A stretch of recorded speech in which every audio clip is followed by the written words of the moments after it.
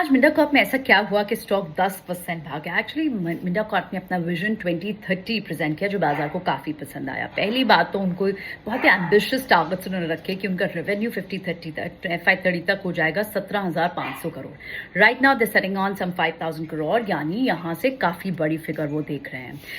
अगले 5 साल में उन्हें लगता है वो 28% की दर से ग्रो कर सकते हैं। उनका बिट्टा टारगेट 21 बिलियन का है, जो यानी 30% की कैगर दिखाई दे रही है।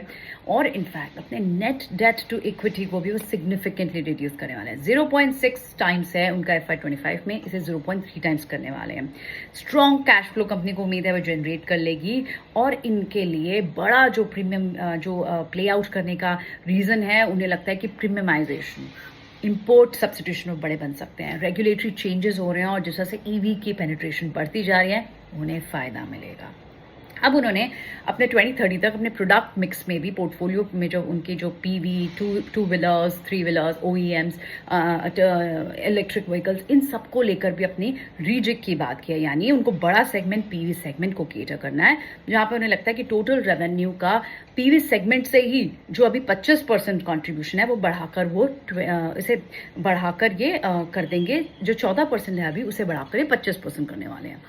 2 व्हीलर और 3 व्हीलर का 40% कर देंगे 47 से घटाकर। तो बढ़ाएंगे PV का, 2 व्हीलर को कम करेंगे, 3 व्हीलर को कम करेंगे और CV सेगमेंट को भी।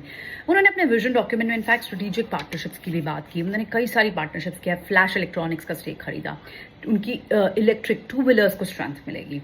उन्होंने एक चाइना की कंपनी के साथ एक अरेंजमेंट किया जहां पर इनके EV connecting systems, charging gun assemblies, इन सब में स्ट्रेंथ मिलेगी। कंपनी ने इनफैक्ट जापान की भी एक कंपनी के साथ टाई अप किया ताकि इनके ऑटोमेटिव स्विचेस बन पाए और उनको तो सिग्निफिकेंट ऑर्डर भी मिले हैं। और इनफैक्ट वो ताइवान की कंपनी के साथ भी एक नया प्लांट लगाने वाले हैं ताकि ये सनरूफ सिस्टम्स को बना पाएं।